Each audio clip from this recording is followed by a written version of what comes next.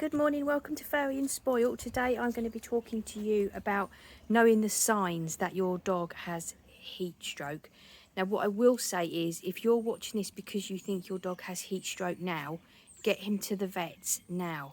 Get your hands wet with lukewarm water, wet the dog down, and then get the dog in the car and get the dog to the vets now. When you're in the car, have the windows open so that there is some breeze on the wet dog. A dog very quickly will get organ failure if he has heat stroke, and that will very quickly lead to death. Don't watch this video, get him to the vet now. Right, so hopefully you will never have to deal with a dog that has heat stroke. I've done a video, the video before this was about how to stop your dog getting heat stroke, and it's really worth watching because I did some experiments with thermometers and I was really shocked at some of it. I always thought I was pretty savvy on temperatures and keeping dogs safe and stuff. But the thing that really shocked me was the low temperatures, but then the sun shining. And if you go and watch it, I did some testing with the thermometers and it was shocking stuff. And it happened really quickly. So I'll put that at the end, the video at the end. Right, so hopefully you're never going to need this, but I just think, why does he always do it? Why does Albert always walk off when I'm videoing? Let's get my bottle of water out of the way. I'm just going to go through the signs with you. I think there's something you should be aware of. You should keep yourself kind of updated with it, just so that at any point, because it might not be your dog. It might be that you come across another dog. And for me, something I hate coming across dogs left in cars. I can't stand it. Even if it's the winter, I can't stand it, and I can't just leave them. I'm terrible. I have to keep watching and making sure they're okay. And so yeah, it's just signs that you need to know. So let me just run through it. So heavy panting is one. Now, just because your dog's panting doesn't mean he's got heat stroke. Dogs pant, and they pant quite easily because that's how they cool down. So don't be thinking if your dog's panting he's got heat stroke. It doesn't mean that, but it could mean it. But don't, just keep calm about that. It doesn't mean because your dog's panting. Excessive drooling, that is a sign. So excessive drooling, lethargic, being tired and lethargic. But again, your dog, look, my dog now, tired. I've got a Harry somewhere. Where's Harry? I can see feet. Can you see feet? It doesn't mean they've got heat stroke. It just means that they're tired after they've had their walk this morning. Again, drowsiness, again. Uncoordinated movements, collapse and vomiting. Now, I have found when I've seen dogs with heat stroke is that they panic. They know something's very wrong and they panic because it's a survival thing. So individually, any of those things listed, this is not necessarily a problem, but collectively. But you're going to know. If you have your dog's got too hot and then all of that starts happening, get your dog to the vets. Don't hesitate. And if there's a dog in a car and this stuff is happening, then absolutely get them to the vets. And like I said at the beginning of the video, don't mess around with it, because the heat causes organ failure because the body isn't able to cool down. And then that organ failure, well, it's the heart and stuff like that, so it goes on to be death. And even if they don't actually die from it, they will go on for the rest of their life to struggle. So it's just an awful thing, and just something to be aware of. Unfortunately, people aren't. People are still walking their dogs, in really hot weather. And I'll never get over it. I just can't understand why people would do it. And I talked about this on Twitter a bit, and I think people who walk their dogs in the heat are just so completely out of tune with their dogs, because are they not noticing that the dog's suffering?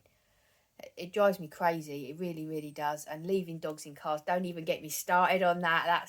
Don't even get me started on that.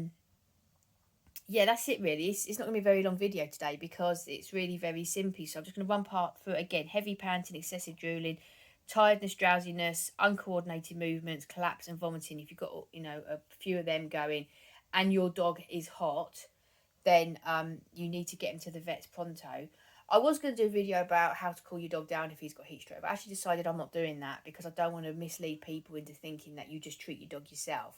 You don't. And the thing is, if you know me on YouTube, you know I'm not for running to the vets for everything. I'm really not for that at all. I think it's not necessary. And I think a lot of the time vets will do completely unnecessary work, and just, you know, my views on the vets.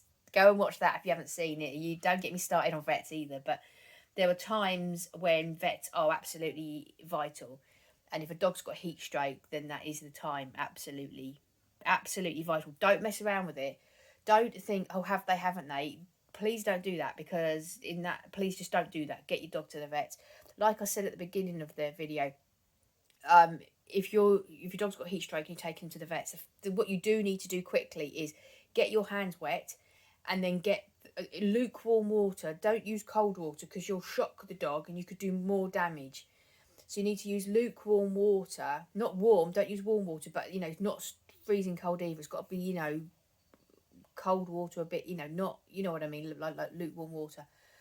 Put that on your hands. Don't just pour it on the dog. You'll shock it. Wet your hands and keep wet, you know, like little, like, use your hands like little cups, and keep wetting the dog with the lukewarm water. And then it's really vital that somehow you get him into a fan environment. So if you haven't got, either get a fan, but you really need to be getting him in the car, because you need to be getting him to the vet. So open the windows, air conditioning on, whatever you've got. And if you can't do that, but be fanning him. Pick up a book or something, and magazine or whatever, and just be fanning him on the way to the vet.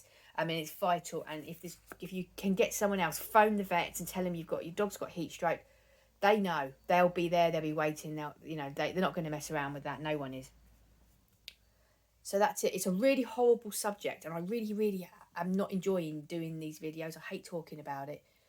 But that's it now. I've done the how to stop heat stroke, and now I've done the signs.